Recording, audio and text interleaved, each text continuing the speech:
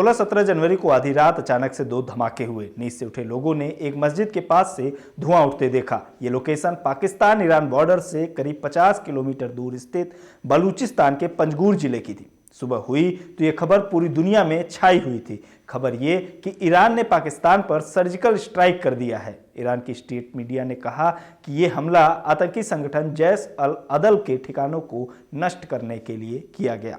वहीं दूसरी तरफ बौखलाए पाकिस्तान ने ईरान को गंभीर परिणाम भुगतने की चेतावनी दे डाली। पाकिस्तान सरकार का कहना है कि इस हमले में 2 बच्चों की मौत हो गई और 3 लड़कियां घायल हो गई। पाकिस्तान सरकार ने हमले के बारे में इससे ज़्यादा कुछ भी बताने से इनकार कर दिया। वहाँ पत्रकारों को जाने से मना कर दिया गया है। स्ट्राइक से कुछ घंटे पहले ही पाकिस्तान के कार्यवाहक प्रधानमंत्री अनवारुल हक काकर ने स्विट्जरलैंड में ईरानी विदेश मंत्री से मुलाकात की थी, लेकिन उन्हें भी इस घटना की भनक तक नहीं लगी। पाकिस्तान ने घटना को चिंताजनक बताया और कहा कि दोनों देशों के बीच बातचीत के कई माध्यम थे, इसके बावजूद ये हमला किया गया। ईरान को इसके गंभीर परिणाम भुगतने होंगे। हमले से तिलमिलाए पाकिस्तान ने ईरान से अपने एम्बेसडर को वापस बुला लिया है और ईरान के साथ चल रही या भविष्य में होने वाली सभी दौरों को सस्पेंड कर दिया है। तो अब यहाँ सवाल ये है कि आखिर क्या है जैश अल अदल और क्यों ईरान को पाकिस्तान में सर्जिकल स्ट्राइक करने पर मजबूर होना पड़ा। जैश अल अदल का मतलब होता है आर्मी ऑफ जस्टिस।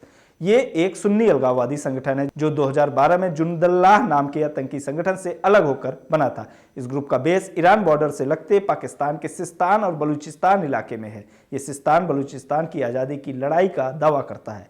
इस संगठन का शिया डोमिनेटेड ईरान से नाखुश सुन्नी मुस्लिम्स के बीच अच्छा प्रभाव है। इस संगठन का मुखिया सलाउद्दीन फारूकी है, जिसे अलकायदा का सपोर्ट है। इंडिया टुडे के मुताबिक इस ग्रुप में करीब 500 से 600 मिलिटेंट्स हैं। जैश अल अदल ने ईरान के कई सैन्य और प्रशासनिक अधिकारियों पर हमले की जिम्मेदारी ली है। इसके अलावा ईरानी सुरक्षा बलों पर क्रॉस बॉर्डर अटैक्स की जिम्मेदारी भी ली है। अगर इनमें से प्रमुख पर नजर डालें तो अक्टूबर 2013 में जैश अल अदल ने 14 ईरानी बॉर्डर गार्ड्स की हत्या कर दी थी। जवाब में ईरान ने अगले ही दिन 16 ईरानी बलोच कैदियों को फांसी पर चढ़ा दिया था। फरवरी 2019 में इस आतंकी संगठन ने ईरान की इस्लामिक रिवॉल्यूशनरी गार्ड्स के जवानों को ले जा रही बस पर हमला कर दिया था, जिसमें 27 सैनिकों की मौत हो गई थी।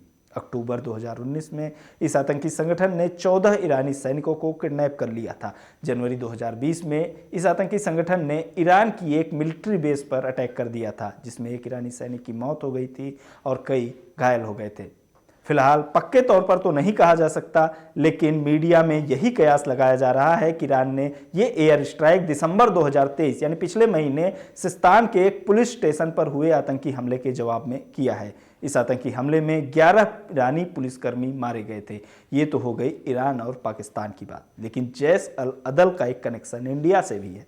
ये वही संगठन है जिस पर मार्च 2016 में ईरान से एक इंडियन बिजनेसमैन को किडनैप करने का आरोप लगा था। आरोप ये भी कि इस आतंकी संगठन ने पाकिस्तानी खुफिया एजेंसी आईएसआई से पैसे लेकर बिजनेसमैन को उसे सौंप दिया था। इंडिया टुडे की रिपोर्ट के मुताबिक आईएसआई ने बिजनेसमैन पर पाकिस्तान में जासूसी का आरोप लगाया, जिससे दोनों देशों के बीच तनाव काफी बढ़ गया था। जिस बिजनेसमैन को जैश अल अदल ने किडनैप किया था उनका नाम है कुलभूषण जाधव, जो अभी भी पाकिस्तान की जेल में बंद है।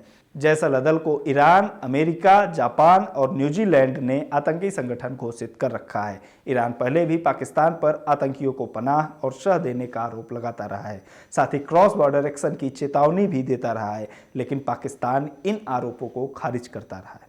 लेकिन पाकिस्तान के इस दावे को दूसरे देश सर्जिकल स्ट्राइक कर झूठा साबित करते आए हैं।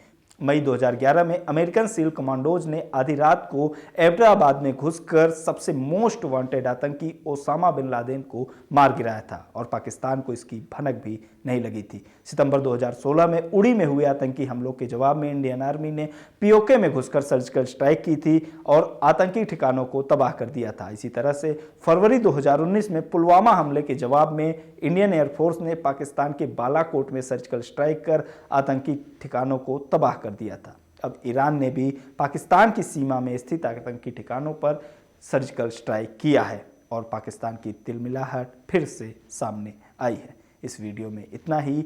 वीडियो के बारे में आपकी जो भी राय हो कमेंट बॉक्स में हमें ज़रूर बताएं। देखते रहिए लोकमत हिंदी।